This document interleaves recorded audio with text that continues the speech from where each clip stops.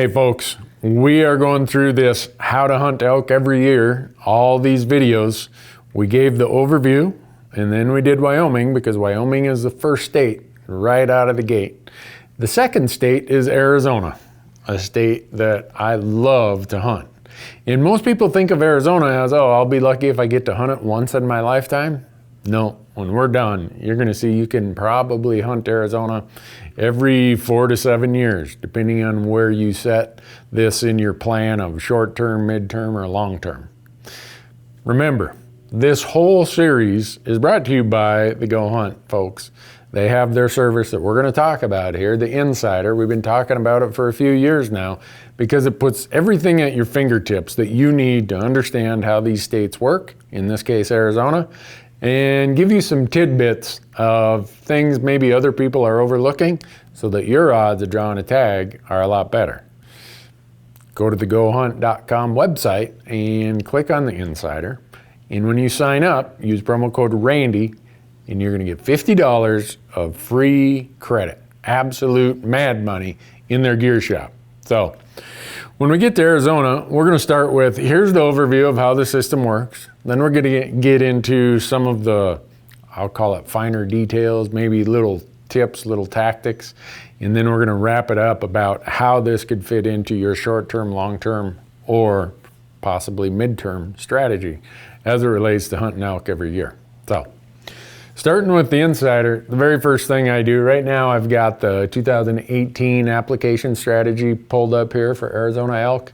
Any day now they're going to be releasing the 2019, but not a lot has changed. The only thing that's really changed this year is the application deadline, February 12th, 2019. Put it on your calendar, don't miss it. You don't want to miss that deadline.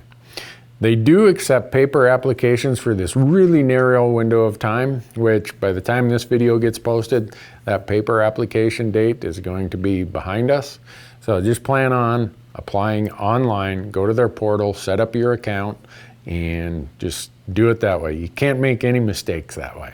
A couple things you need to know about in Arizona. Very first thing, you have to buy the non-refundable, non-resident license in order to apply. So you've got an investment in Arizona to start with. If you're like me, once you've made that investment, you don't just apply for elk. You apply for antelope, which is at the same time as elk. And then later this year, usually in June, you'll be able to use that same license to apply for deer or desert bighorn sheep. And then in the fall, like I always do, I apply for javelina and some of the other wintertime activities. So I get so much use out of my Arizona license. You've seen us dove hunt, quail hunt, javelina hunt, over-the-counter deer hunt. So you're making that investment right here to apply for elk. Get the most use out of it as you possibly can. The other part of that is if you have a youth in your house, $5 gets you a non-resident youth hunting license. And then they can start building points at a young age. By the time they get out of high school, they're gonna have enough points to go on some of these late rifle hunts. So those are the basics of what you need to get started in Arizona. Now I just wanna talk about how the Arizona system works. It's pretty complicated. And the fact that it's complicated means that most of the research and drawing odds and application services you talk to, they use a real simplified method of what your Arizona draw odds are. What's the probability at your point level you'll draw a tag? Well, they're very imprecise.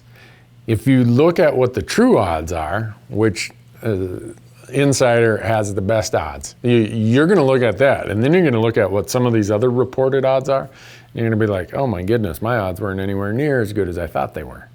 You don't wanna be making these important decisions with bad information.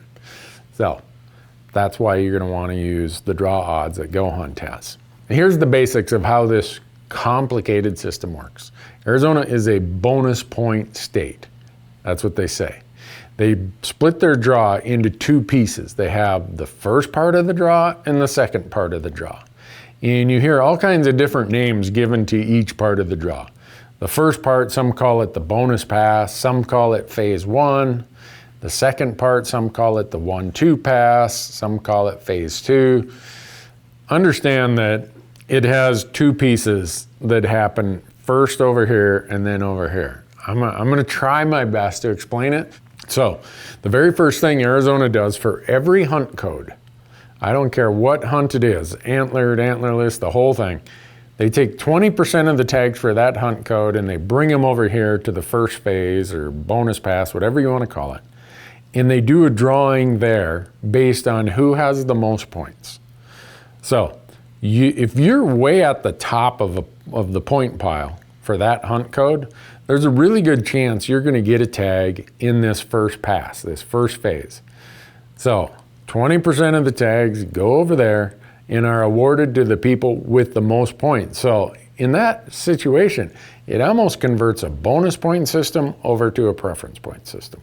20% of the tags have went over here to the people with the most points in what they call the phase 1 or bonus pass. The remaining 80% of the tags is a draw for anyone who didn't draw in the first part. So if you didn't draw in the bonus pass or phase 1, your name goes over here and you get entered into the draw for phase 2 or the 1-2 pass, as some call it. In the 1-2 pass, the other 80% of the tags are allocated and awarded based on a true bonus point system. In other words, you have 10 points, I have 4 points. It's the equivalent as if you have 10 raffle tickets and I have 4 raffle tickets. You have way better odds that your name would get picked before mine, but it doesn't mean that you will automatically get picked before me. So that's how that other 80% gets allocated. Now, let's talk about how this non-resident cap applies. Arizona has a non-resident cap of a total of no more than 10%, or up to 10% of the tags in any hunt code can go to non-residents. Back to when I told you there's a phase 1 and phase 2 of the draw, that non-resident 10% is capped where no more than half of those non-resident tags can happen in the first phase. That means at least half of them will be remaining in the second phase. But let's say in the first phase for your hunt code, only 2% of the tags went to non-residents. That means up to 8% of those tags can go to non-residents in the second phase. Doesn't mean they will, but it leaves up to 8% available. So that between the two segments of the draw combined, no more than 10% will go to non-residents. So that's the basics of how this draw works. First, you buy your license. You apply by February 12th, and when you apply, first you're going to be put into the phase 1 or bonus pass part of the draw. If you don't draw there, your application is going to get moved over to phase 2 or the 1-2 pass of the draw. One little thing you need to know about Arizona, unlike a lot of states, they actually give you, I think, 4 or 5 choices, but you only pay attention to the first 2. As a non-resident, forget about anything other than the first 2, and here's why. Arizona looks at your first and second choice before they go on to the next person. So from a strategy standpoint, I always swing for the fences with my first choice. Man, if I get a really low random number, heck, I want one of these early rifle tags. But my second choice is usually something that I have a more reasonable chance of drawing. Because if they look at my first choice and those permits, those tags are already gone, they drop down to my second choice before they go on to the next person in line behind me. So it's a piece of strategy you can use in applying for Arizona. Swing for the fences with your first choice, something more moderate with the second choice. Or maybe something moderate with your first choice and something way, way better odds as your second choice. So here's a couple things you want to know about Arizona. Credit cards. Last year, they decided we're not calling people who have a bum credit card. If your expiration date happened before the draw is finalized, whatever, they send out an email and say, hey, you have until this date to update your credit card information. Don't mess up your credit card information. If your card has been compromised, make sure and get a hold of them to get a new card on file with them. Every year, people would have drawn in Arizona, but they get rejected because something happened with their credit card. Don't make that mistake. The other thing that this will be the second year, I believe, of doing this, and it's called Point Guard. Arizona's Point Guard system, it's almost like buying an insurance policy that if something comes up, you can turn your tag back in and get your points restored. Yeah, it costs, I think, $5 extra. So you can only use Point Guard if you're registered on their portal, and you go online, you do everything. There'll be a box you can check at the end that says, yes, I wish to, I'll call it insure my application, so that if I get sick or I have an emergency or a family event or something that comes up, I can notify Arizona, hey, this is the 1 year that I want to do my Point Guard thing. Here, I'm giving my tag back, restore my points. So I told you that all Arizona tags are capped, or hunt codes are capped to no more than 10% to non-residents. Well, there's an exception to that rule. They're called limited opportunity hunts. You'll see them in the regulations. It said limited opportunity hunt, and what that means is even non-residents can apply for these, and the allocation to non-residents can exceed 10%. There's no 10% cap on those hunt codes. And some of you say, well, why would I want to hunt there if it's a limited opportunity? Well, it is on the fringe of their core elk area, but we've filmed 3 hunts on those limited opportunity units, and they're pretty darn good hunts. I told you that Arizona has a bonus point system, right? Every year you're unsuccessful, you get awarded another bonus point. And when you draw, those bonus points go away, with a few exceptions. And I'm gonna, again, try to explain a complicated concept and give you how those are exceptions to some of the general rule. Arizona has 2 other ways that you can add a bonus point. First is what's called a loyalty point. Any species for which you apply in 5 consecutive years, you get what's called a loyalty point. And that loyalty point stays there for that species so long as you continue to apply. If you miss a year, that loyalty point goes away. So let's walk this through. I've applied for 5 years, and first year I got a point, second year I got a point, third, fourth, fifth year I get a point, but because I've applied for 5 years in a row, now I get a loyalty point. So the next year, instead of going into the draw with 5 points, I go in with 6 because now I have my loyalty point. Now I go along and in year 8, I forget to apply, boop, loyalty point goes away, and I start a whole 5-year period, a whole new tolling period again before I rebuild that loyalty point. So work towards that loyalty point, and once you get it, don't let it go. The second way to get a point, and this is a permanent bonus point, is to go to Arizona and take the non-resident hunter education class. And I know some of you are like, what? Huh? Yeah, if you've taken hunter education in your class, in your state, as long as you have that certificate, you can go to Arizona. They have them across the state, scattered throughout the year at different times, where you can take a 1-day class in Arizona, and that will qualify you for the permanent hunter education bonus point. So I'll use an example. I drew elk in Arizona in 2017. You would think that my points would go back to 0 because I drew one of my first 2 choices. Nope, I still had my bonus point for loyalty, what we call the loyalty point, and I had my hunter ed point. So everybody else who might have been in a different situation, they might have went back to 0 points. 2018, when I went back into the draw, I already started out at 2 points. Loyalty point, hunter ed point. You know, a lot of people will say, gee, Arizona makes you buy the upfront license. Yep, they do. But as far as the price of your actual elk permit, it's one of the lower priced elk tag, elk permit fees across the West. And when you think about the quality of the hunt, when you think about the fact that there's vast amounts of public land, most of the elk in Arizona live on public land. Very seldom will you draw a tag in Arizona where you have private land issues. Yeah, in some you could, but it's very much the exception. You look at how much access there is and the quality of the hunts, the age class of the animals, that price that Arizona is at for an elk tag as a non-resident is a screaming deal. So one of the things that we're going through here, this strategy article, now we're going to kind of pivot and go into how the insider tools can help with a lot of this stuff. And in their strategy article, Brady and Trail call it uncovering hidden gems. Well, I wish they really wouldn't put that part in the articles, but they do.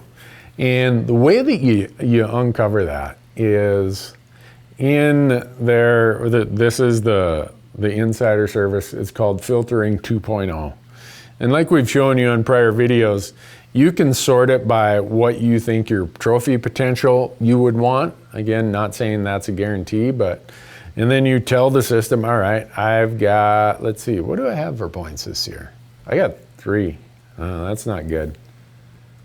All right, I got 3 points. What do I want for my draw odds? Is there any place I have 10% draw odds? Ooh, look at that. There's some hunts I have 10% draw odds with 3 points. Yep.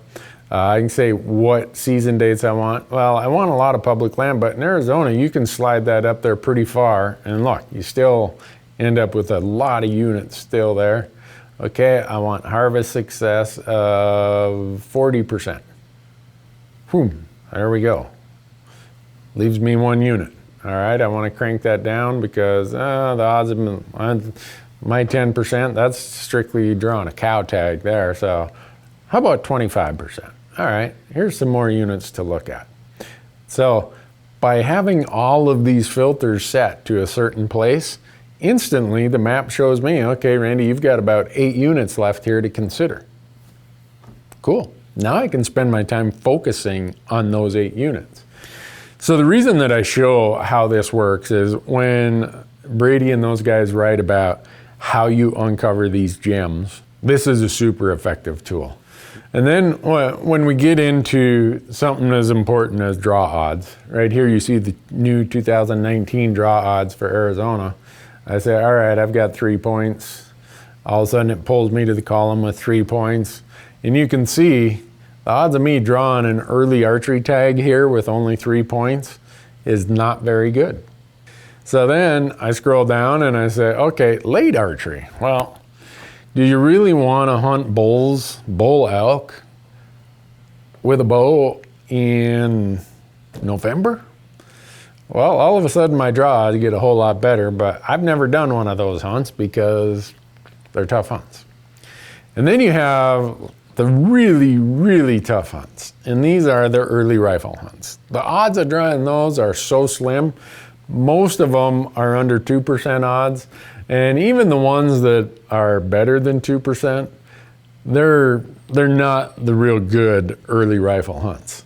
The really good early rifle hunts that everybody knows are great units, less than 0.01%.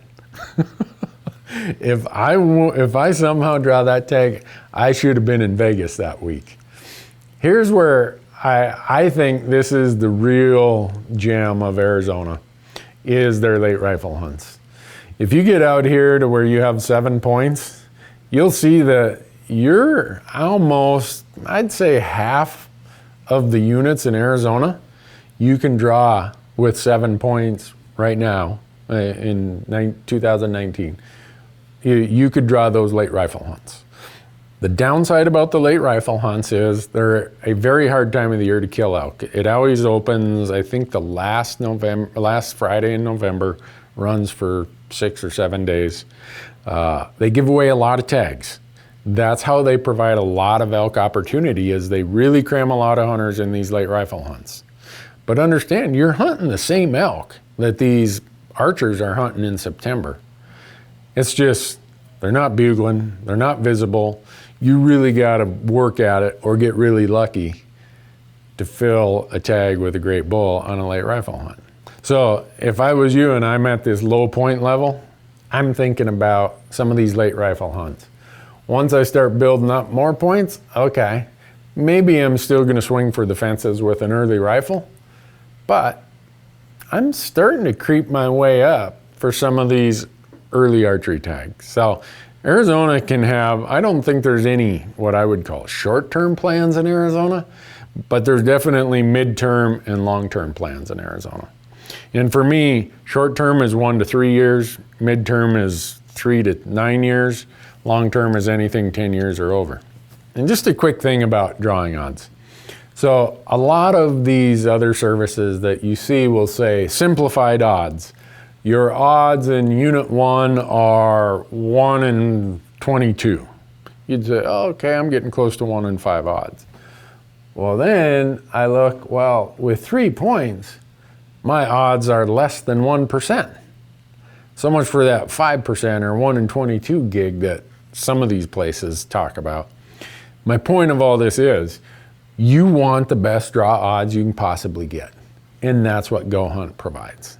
Good information is absolutely imperative to submitting good applications. And if you want that, go out to goHUNT.com, sign up for the Insider and use promo code Randy.